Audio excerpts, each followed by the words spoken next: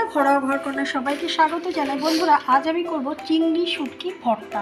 তো আমি এখানে কিছু শুটকি চিংড়ি নিয়ে নিয়েছি। এখানে পেঁয়াজ, এখানে রসুন, এখানে শুকনো লঙ্কা এবং এখানে কিছু কাঁচা লঙ্কা আছে। তো আমি এখানে একটু উষ্ণ গরম জল করে নিয়েছি। এখন এই চিংড়ি শুটকিগুলোকে আমি গরম জলের মধ্যে দিয়ে দেবো। খানিকক্ষণ ভিজিয়ে রাখবো। ভিজিয়ে রেখে ভালো করে নর্মাল জলে অনেকবার করে ধুয়ে দেবো। তার কারণ ভেতরে যে বালিটা থাকে সেটা বেরিয়ে যাবে। তাহলে বন্ধুরা, আমি কড়াইয়ে তেল বসিয়ে দিয়েছি। এখন আমি এই লঙ্কাগুলোকে দিয়ে দেবো। লঙ্কা আর রসুনটাকে আমি আগে দিয়ে দেবো। কিছু রসুন আমি দিয়ে দেবো, ভালো করে ভাজা করে নেব। তার মধ্যে আমি একটু প্রথমে লবণ দিয়ে দেবো, একটুখানি সামান্য, লঙ্কাটা মচমচা হয়ে যাবে। বন্ধুরা, এখন আমি এই চিংড়ি মাছগুলোকে সব দিয়ে দিলাম। চিংড়ি মাছ আর যে কাঁচা লঙ্কাগুলো রেখেছিলাম, এই কাঁচা লঙ্কাগুলোকে আমি সব দিয়ে দিলাম। এবার ভালো করে ভাজা করে নেব, ভালো করে ভেজে নেব। চিংড়ি মাছগুলোকে, লঙ্কাগুলোকে, রসুনগুলোকে ভালো করে ভেজে নেব। একটু ঢাকা দিয়ে দেবো, তাহলে তাড়াতাড়ি সেদ্ধ হয়ে যাবে। বন্ধুরা, আমার ভাজা হয়ে গেছে চিংড়ি শুটকিটা।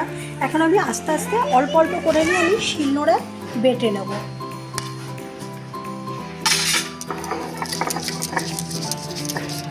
এই ভর্তা খেতে শিলনোড়া বাটা করলে বেশি টেস্টি হয় এবং ভালোও লাগে।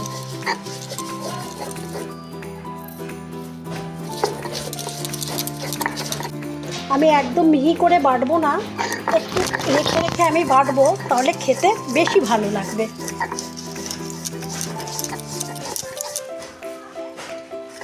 বন্ধুরা, এবার আমি কড়াইতে কিছু লঙ্কা দিয়ে দিলাম, শুকনো লঙ্কা। এখন আমি পেঁয়াজ আর এই যে রসুনগুলোকে আমি দিয়ে দেবো, হালকা করে ভেজে নেব। আর এই যে আমি বেটে শিলনোড়ায় বেটে আমার এতটা হয়েছে, এটা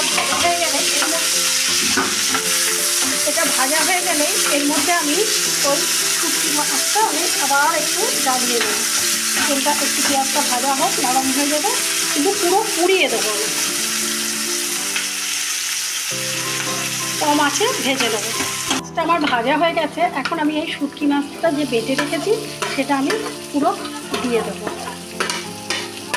পুরো দিয়ে দিলাম। এবার একটু নাড়াচাড়া করবো, নাড়াচাড়া করে তারপরে আমি নামিয়ে নেব।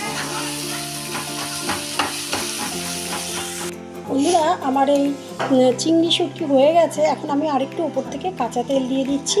এবার মাখিয়ে আমি নিয়ে নেব। মাখিয়ে আমি ঠিক এভাবে রেখে দিলাম। বন্ধুরা, আমার এই রেসিপিটি যদি আপনাদের ভালো লেগে থাকে অবশ্যই পাশে থাকবেন। ভালো থাকবেন বন্ধুরা, সবসময় আনন্দে থাকবেন। আজকের মতো শেষ করছি, বা নেক্সট কোনো ভিডিওতে দেখা হবে। ততক্ষণের জন্য ভালো থাকুন, সুস্থ থাকুন। আর বন্ধুরা, আমার ইউটিউব চ্যানেল ঘরোয়া ঘরকন্যা নামেই আছে, আপনারা সাবস্ক্রাইব করে অবশ্যই আমার পাশে থাকুন। আজকের মতো শেষ করছি, কেমন?